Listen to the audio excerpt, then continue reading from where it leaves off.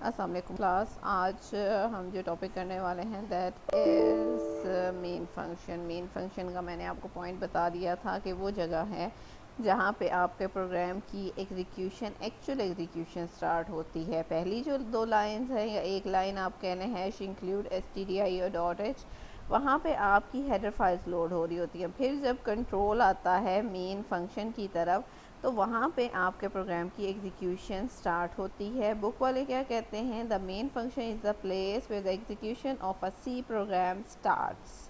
वो जगह जहाँ से सी प्रोग्राम की एग्जीक्यूशन स्टार्ट होती है that is called the main function. जब प्रोग्राम एग्जीक्यूट होता है कंट्रोल एंटर हो जाता है मेन फंक्शन के अंदर, और उसके अंदर मेन फंक्शन में जो जो स्टेटमेंट्स लिखी होती हैं उन्हें एग्जीक्यूट करना शुरू कर देता है। ठीक है, हर प्रोग्राम के अंदर मेन फंक्शन का होना ज़रूरी है। अगर प्रोग्राम के अंदर मेन फंक्शन नहीं होगा तो ना ये कंपाइल हो सकेगा और ना ही ये एग्जीक्यूट हो सकेगा। Any number of statements can be in the main function. आपने देखा है कि मेन फंक्शन के बाद आपके प्रोग्राम की बॉडी आती है, स्टार्टिंग ब्रेसेस आती है, ओपनिंग ब्रेसेस जिसे कहा जाता है, और एंडिंग ब्रेसेस होती हैं। तो ओपनिंग और एंडिंग ब्रेसेस के दरमियान आप अपनी ज़रूरत, अपनी लॉजिक या अपने प्रॉब्लम के हिसाब से जितनी मर्जी स्टेटमेंट्स रख सकते हैं। ठीक है, the body is enclosed in braces. ये ब्रेसेस के बारे में हम पहले भी जिक्र कर चुके हैं। अच्छा, सिंटेक्स देखिए, सिंटेक्सिस मैंने आपको पहले भी रिकॉल करवाया था कि बहुत इंपॉर्टेंट है। आप लोगों को हर चीज़ का सिंटेक्स आना चाहिए। ठीक है, सिंटेक्स क्या कहता है, सिंटेक्स के अंदर स्टार्ट में हमारे पास है वाइड, मेन, वाइड, या आप ये ब्रैकेट ऐसे खाली छोड़ दें, ठीक है, या आप यहाँ पे वाइड लिख दें। वाइड का मतलब भी नल ही होता है, यानी कि कोई वैल्यू नहीं होती। फिर ओपनिंग ब्रेसेस आती हैं, आफ्टरवर्ड्स हमारी body of the main function जिसमें सेट ऑफ स्टेटमेंट्स हो सकती हैं या सिंगल स्टेटमेंट होती है, और उसके बाद हमारी क्लोजिंग बॉडी आती है। ठीक है,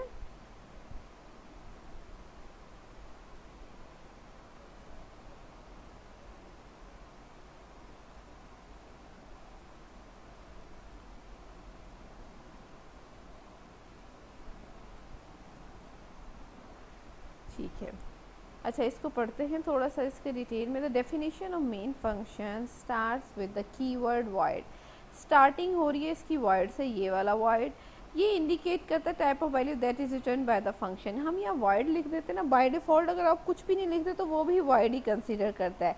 ये रिटर्न वैल्यू देता है। रिटर्न वैल्यू उसका आपको आगे जाके पता चलेगा जब डाटा टाइप्स पढ़ेंगे किस टाइप का डाटा रिटर्न होना है।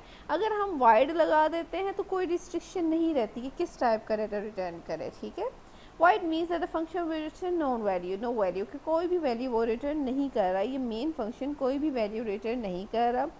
Keyword void in parentheses indicates that the function does not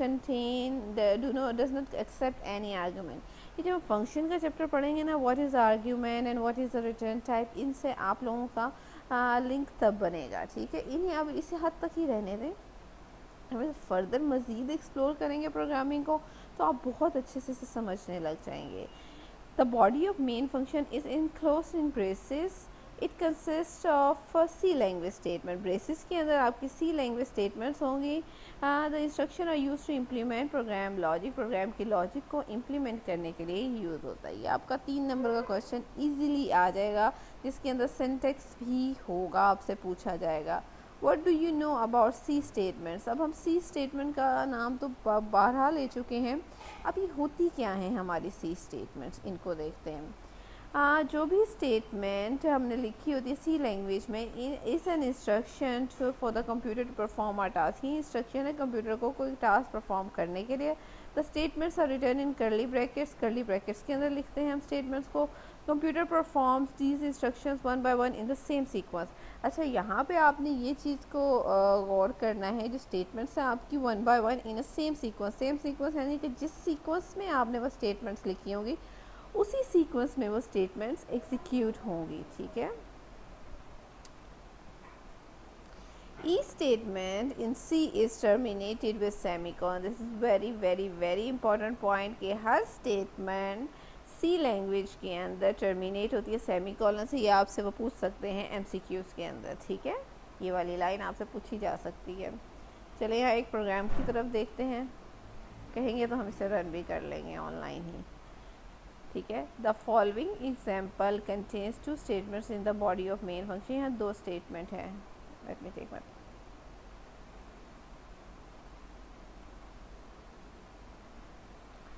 पहले तो ये हमारी हेडर फाइल लोड हो रही है, यहाँ से हमारा मेन फंक्शन शुरू है। देखिए यहाँ पे वाइड आप लिखें या ना लिखें कोई फ़र्क नहीं पड़ता, ठीक है। यहाँ दो स्टेटमेंट है। एक हमारी स्टेटमेंट है ये,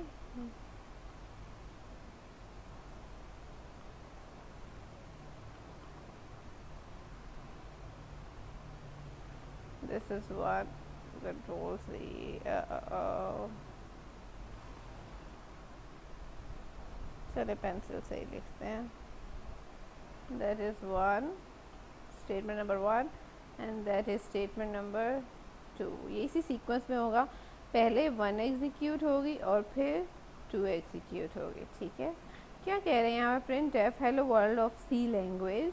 पहले आपकी ये लाइन लिखी हुई आएगी और उसके बाद आपकी लिखी आएगी प्रोग्रामिंग मेक्स लाइफ इंटरेस्टिंग। ये आप रन करके देखिएगा और मुझे आउटपुट की स्क्रीनशॉट भेजिएगा कि आपकी आउटपुट किस तरह की आएगा। मुझे मेरे साथ अपनी इसकी आउटपुट शेयर कीजिएगा। इससे चले मुझे ये होगा कि आप लोगों ने प्रोग्रामिंग परफॉर्म तो की है, थोड़ा आइडिया हो जाता है। तो इसको प्रोग्राम को आप रन कीजिएगा अपने कंपाइलर के अंदर और इसकी आउटपुट मेरे साथ शेयर कीजिएगा सब बच्चे, ठीक है। ये कल की समझें आपकी असाइनमेंट है एक।